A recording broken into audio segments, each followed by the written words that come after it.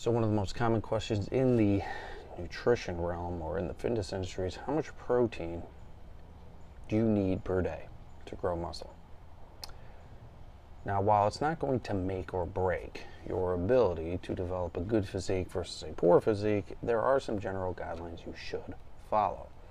Now, if you are an overweight individual, a good guideline is about 1 gram of protein per pound of target body weight. So if you're a 250-pound individual and you're obese and you're looking to cut down to about 160 to 180 pounds through fat loss, about 160 to 180 grams of protein per day is going to be optimal for you.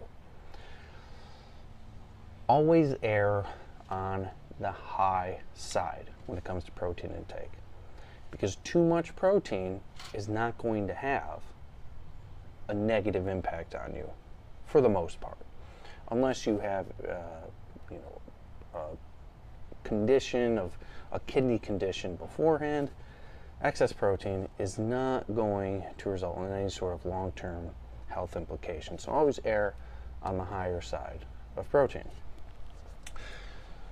To take this question a step further, a lot of people are under the belief that a high amount of protein per meal or too much protein per meal may not be absorbed and used for muscle growth. This is partially true, but there is a set guideline of how much protein is beneficial for muscle growth per meal. But in excess of that, it's not going to produce, adverse effects. So it seems to be protein intake is more beneficial if broken up through several meals throughout the day.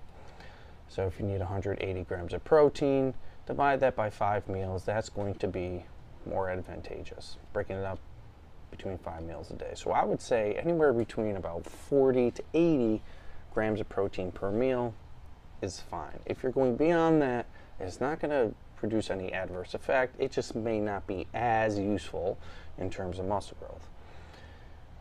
Any excess protein that isn't used by the muscle for muscle growth or muscle tissue preservation is going to be converted into glucose.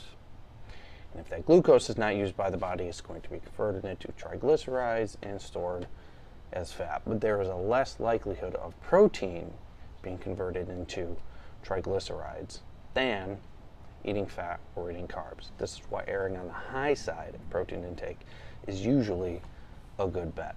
But keep in mind, these are guidelines.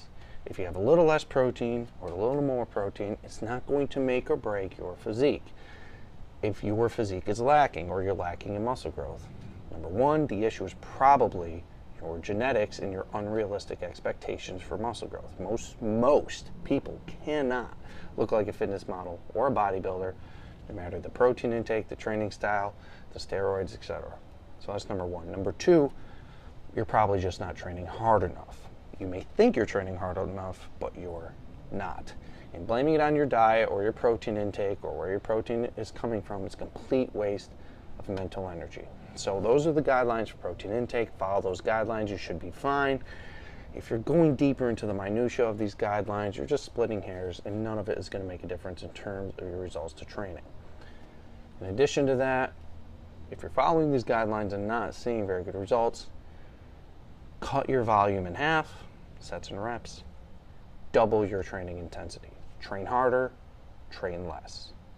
And if all those things aren't working, it's probably your genetics and you've reached your genetic ceiling. So any other questions about diet, nutrition, or science-based training methods, leave a comment in the comments section below. If you want my personal help, individual online training, there's going to be an email at the end of this video and in the link below, and you can hire me for a one-on-one consultation and assess your individual genetics, your individual potential, and come up with a plan for you as an individual. Follow me on Instagram, _J_Vincent. Like and subscribe to the YouTube channel for more science-based exercise tips.